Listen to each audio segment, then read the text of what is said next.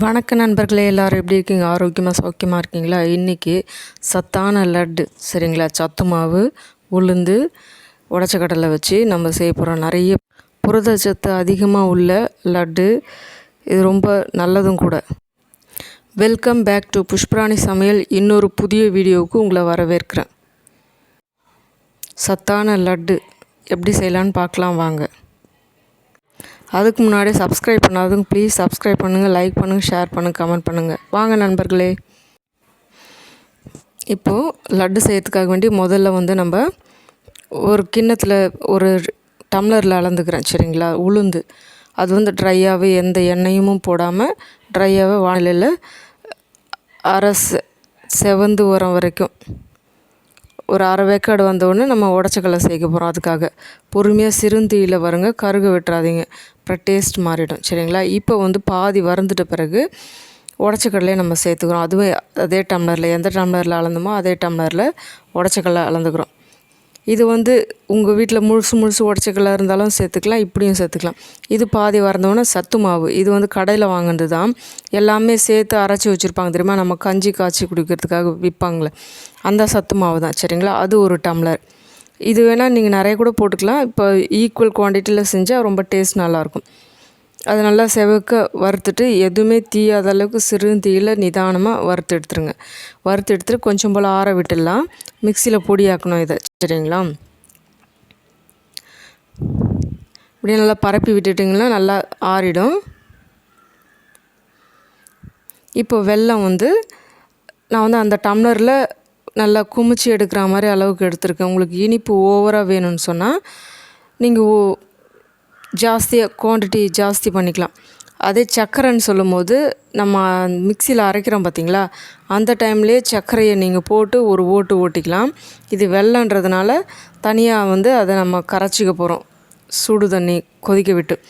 இப்போது ஒரு 10 முந்திரி வறுத்துக்கலாம். கொஞ்சம் போல் நெய் விட்டு கொஞ்சம் செவக்க வறுத்து எடுத்துக்கலாம். அது இல்லைனாலும் பரவாயில்ல, ஆப்ஷனல் தான். இருந்தால் போடுங்க, இல்லைன்னா விடுங்க. இதில் டேஸ்ட் வர போகிறதில்ல சரிங்களா. இப்போ இது நல்லா கரைஞ்சி கொதிச்சு வரணும், அவ்வளோதான். இப்போ அதை நல்லா ஓட்டிக்கிட்டேன். உங்களுக்கு வேணும்னா நைஸாக அரைச்சிங்க.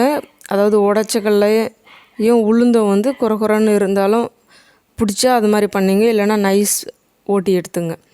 அதில் முந்திரி சேர்த்துக்கிட்டு ரிவர்ஸில் ஒரு திருப்பி எடுத்துருங்க. அது ஒன்றுதும் பாதியமாக உடஞ்சா போதும், முந்திரி மட்டும் சரிங்களா.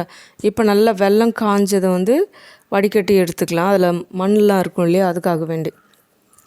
ஏற்கனவே சொன்ன மாதிரி சர்க்கரைன்னா அந்த மாவுலேயே கொட்டி ஒரு ஓட்டிங்க சரிங்களா. இப்போ இதில் கொஞ்சம் நெய், ஒரு ஸ்பூன் நெய் விட்டுட்டு நல்லா கொதி வரட்டோங்க.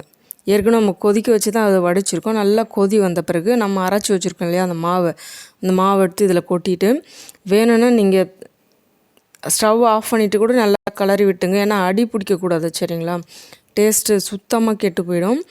அதனால் இல்லைன்னா சிறுந்தியில் வச்சுட்டு கொஞ்சம் போல் நெய் உங்களுக்கு அதை அந்த உருண்டை பிடிக்க வர அளவுக்கு தெளித்து நல்லா கலந்து விட்டுங்க. நல்லா ஏற்கனவே நம்ம முக்கால்வாசி வறுத்துட்டோம். லைட்டாக அந்த சூடு எல்லாமே சேர்ந்து ஒரு வாசம் வரும், அது வரைக்கும் நம்ம வதக்கி எடுத்துக்கணும்.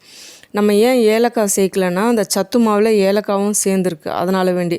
அப்படி சப்போஸ் உங்கள் சத்து மாவில் ஏலக்காய் இல்லைன்னா நீங்கள் அந்த மாவுலேயே ஏலக்காவை போட்டு நீங்கள் ஒரு ஓட்டி எடுத்துக்கலாம் சரிங்களா. இப்போ பாருங்கள், அந்த அடி பிடிக்காமல் வரணும், அதுதான். நல்லா கோட்டாயிடுச்சு, அந்த வெள்ளம்லாம் அப்சர்வ் பண்ணிடுச்சு.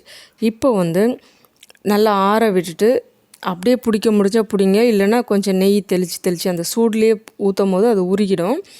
நீங்கள் உருண்டை பிடிச்சிக்கலாம். அதை பாருங்கள், முந்திரி நம்ம கடைசியாக போட்டு ஒரு ஓட்டினதுனால ஒன்றுதான் பாதிமா. அதை அப்படியே பிடிச்சி அழகாக குட்டி லட்டு உங்களுக்கு எப்படி பெரிய சைஸில் வேணுமா சின்னது வேணுமா நல்லா பிடிச்சி வச்சுக்கிட்டிங்கன்னா ஒரு டப்பாவில் போட்டு வச்சுக்கிட்டிங்கன்னா பிள்ளைங்க ஸ்கூல்லேருந்து வரும்போது ஒன்று எடுத்து சாப்பிட்டாலும் சரி, காலையில் கூட சாப்பிட்லாம். இது ரொம்ப நல்லது சரிங்களா. கஞ்சியாக காய்ச்சினா குடிக்க மாட்டேன்றாங்க அப்படின்னு நினைக்கும் போது இது மாதிரி கூட செய்யலாம். அப்படி இல்லைனாலுமே நம்ம சாப்பிட்றதுக்கு இதை செஞ்சு வச்சுட்டு சாப்பிட்லாம். ரொம்ப சத்தானது, புரதச்சத்து அதிகமாக உள்ளது. வாலிபமான பசங்க, அதாவது சின்ன ஆம்பளை பிள்ளைனாலும் பரவாயில்ல, பொம்பளை பிள்ளைனாலும் பரவாயில்ல, அவங்களுக்கு ஸ்ட்ரென்த்துக்கு ப்ரோட்டீன் நிறைய கொடுக்கணுன்னு சொல்கிறாங்க இல்லையா, இந்த மாதிரி உருண்டையை செஞ்சு கொடுத்து பாருங்கள். அது அவங்களுக்கு ரொம்ப டேஸ்ட்டாகவும் இருக்கும். அவங்களுக்கு சர்க்கரை வேணும்னாலும் சர்க்கரையை போட்டு கொடுங்க, வெல்லம் வேணும்னாலும் வெல்லம் போட்டு கொடுங்க. அவ்வளோ டேஸ்ட்டாக இருக்கும். ரொம்பவே சுவையாக இருக்கும். செஞ்சு பாருங்கள். நெய் மணக்க மணக்க சத்தான சத்துருண்டை ரெடி ஆயிடுச்சு. இதே மெத்தடில் செஞ்சு எல்லாருக்கும் கொடுத்து என்ஜாய் பண்ணுங்கள். நான் 3 எடுத்து சாப்பிட்டு அவ்வளோ டேஸ்ட்டாக இருந்தது. நன்றி நண்பர்களே. மீண்டும் இன்னொரு வீடியோவில் சந்திக்கலாம்.